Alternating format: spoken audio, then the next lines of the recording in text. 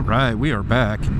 Excuse me, I had to pull off the side of the road to see what the date was, and then these Stellantis vehicles, these Dodge, these Rams got in front of me.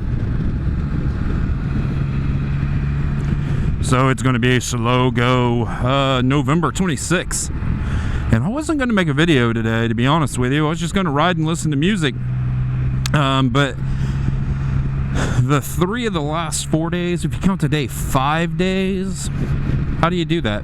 I didn't ride yesterday, but the 3 days before that I rode. And I didn't ride this. I rode the old F3. And I love my F3. Don't get me wrong. Like, I absolutely love it. I like it better than this.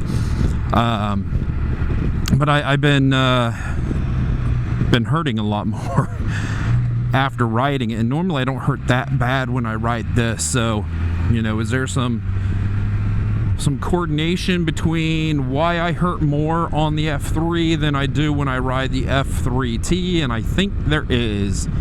You know, an F3 and an F3T look an awful lot alike, but they're on different platforms. The F3 is on its own little platform, and then the F3T kind of shares the platform with the RT. Who stops? They stop. I gotta go. I gotta go fast. Ooh, off center, off camber, twisty, up and down. Oh my goodness, there's a lot of craziness in that little section right there.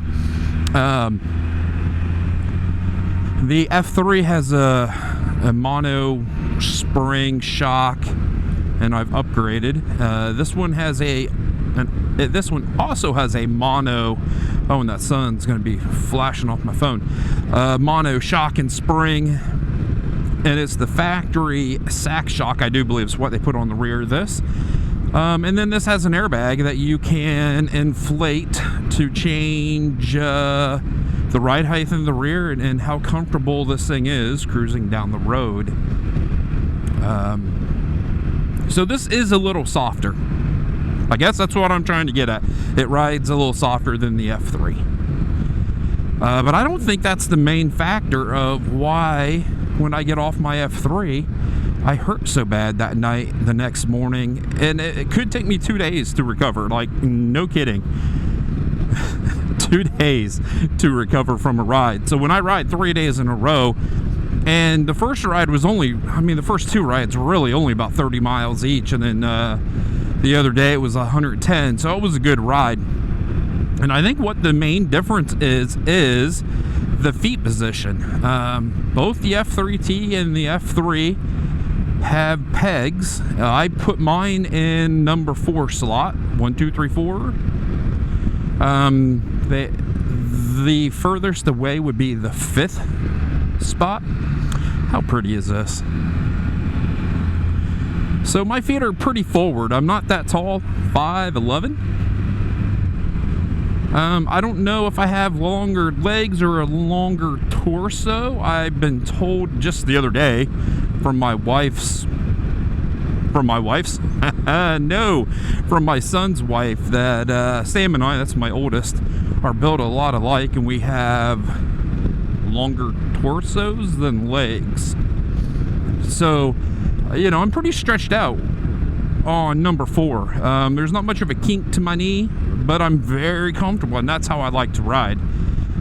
So when I got this, you know, of course, it went right into the fourth spot. Oh, look at that, Nissan. You don't see too many. Dirt bike, and dirt bike. But I'm comfortable. That's how I like to ride. I think that's what I said. So the difference between this one and that one, not only is this one ride a little bit softer, usually I don't ride it as hard. Oh my goodness, that bottomed out pretty good. But this one has the ultimate floorboards, and I'll get a picture and put in somewhere.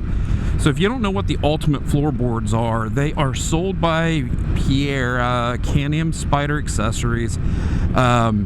It's a huge floorboard. They're made out of aluminum. They are then bedline coated. There's no rubber isolation. They are hard mounted. They pick up vibrations, but Here's another big, oh yeah, another big bump. Oh yeah, but chica.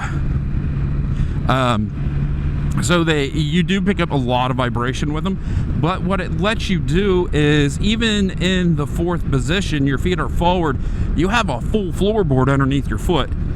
And then if you want to slide your foot down so they're right below you like an RT, you can. Or if you want to kind of tuck your feet back a little bit and get on the balls of your feet like the RS, you can also do that. So normally how I ride this one, my left leg's tucked back kind of like I'm on an RS, and my front leg's forward. That way if I need to jump on the brake, I can. And then say I want to get aggressive, I can still tuck that left leg. I can tuck that knee right into the side of the Spyder. I can push back with my right leg, and I'm very, very secure on the Spyder then. You know, I don't feel like I'm going anywhere. I'm planted. But I think that is the main difference on why when I get off the F3, my feet are just hanging off of pegs for the whole entire ride, and I really can't move them. I can't put them in a different position, even though I do. There's a black support bar on the F3 and the F3. Well, the F3S's might be a different color. Is that the special series where the bars are a different color than the bike and are really beautiful? I will put my feet on the peg and then my heel on that bar, just so I can get a different position on the peg.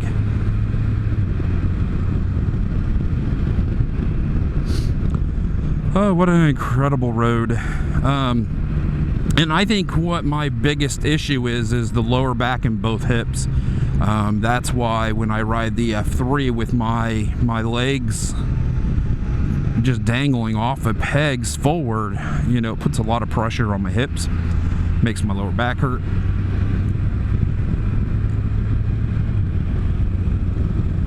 And it gives me discomfort for a few days.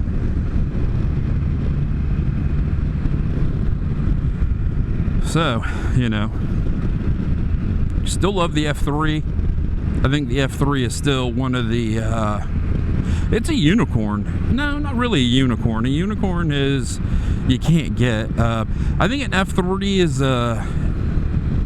if there was a universal Spyder out there, it's that F3. And the reason I say that is, you can have it with a mono seat. You know, a really soft spring in the rear, no windscreen, you know, and just be a little hooligan on them. You can put a passenger on them with a quick upgrade of the rear shock.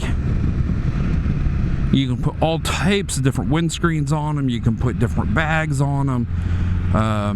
They're a big enough platform that you're comfortable riding down the road. And, you know, you can make them as sporty or not sporty.